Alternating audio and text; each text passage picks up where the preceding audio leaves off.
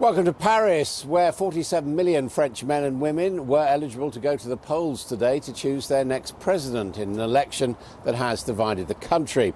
The public have the choice of voting for either Emmanuel Macron or Marine Le Pen, two candidates who began this race as outsiders. Now, we should get a very strong indicator of the winner shortly after 7 o'clock this evening UK time, as the first exit polls come out, and they were pretty accurate in the first round of this contest. Let's catch up now with the two sides of the campaign. Our correspondent Rebecca Williams is live in Touquet, where Macron cast his vote earlier today, and our Europe correspondent Mark Stone is at a polling station in East Paris, near to where Marine Le Pen's supporters will be gathering tonight. Earlier, Mark was picking up his accreditation at the Louvre for tonight's Macron event. And Mark, since then, there has been a bit of a security incident. The area cleared. Yes, the whole area of the Louvre around that glass pyramid that many will be familiar with was evacuated and is currently still being searched by the police following a security incident. What we understand is that sniffer dogs were alerted were certainly interested by a camera battery that was in the media tent where the accreditation for Emmanuel Macron's soirée tonight is taking place.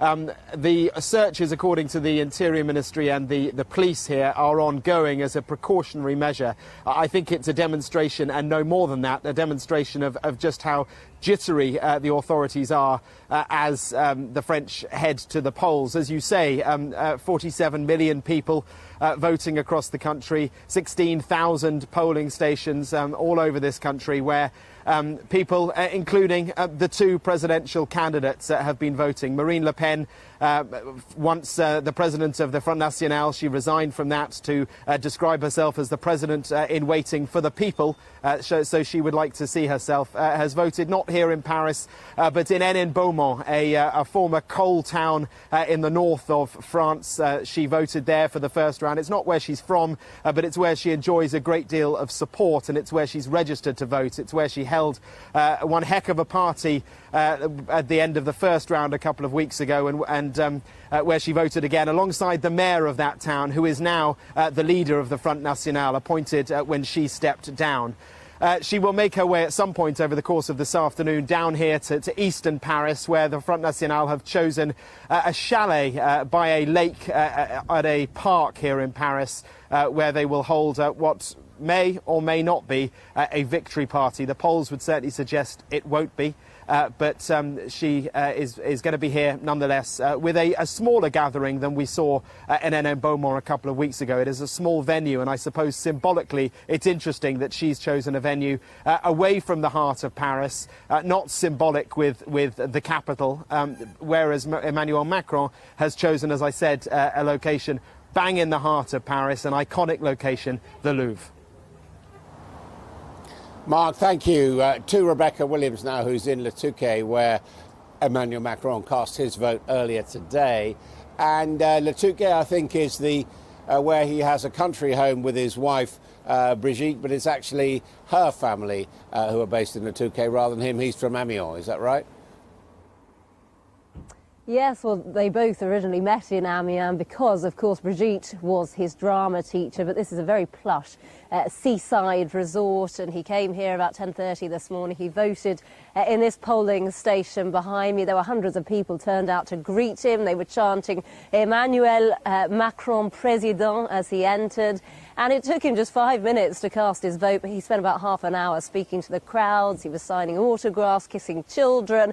He even stood in the footwell of his vehicle so that the people at the back of the crowds could see him properly. But he came here with his wife, Brigitte, and they, of course, have been pictured and photographed many times together in the public eye. But I should also say that the current president, François Hollande, has also been voting today. Of course, Emmanuel Macron served in his government previously before setting up his party En Marche a year ago. But here's what François Hollande had to say.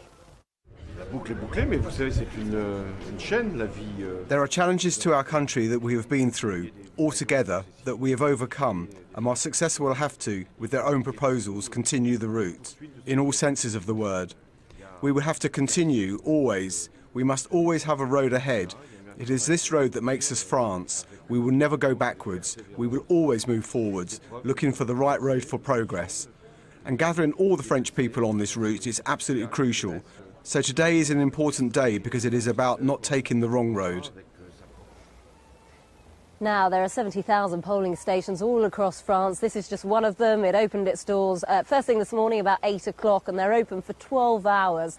And they will close around 7 o'clock UK time, by which point we should have a very clear idea about who's going to get the keys to the Elysee Palace. But this is an election that affects not just France, but the whole of the world, and certainly in Britain. We will be monitoring events very, very closely because it could have implications for us in terms of Brexit. But we will have full coverage all afternoon, and of course, particularly from 7 o'clock UK time, when we should get an inkling as to who's won.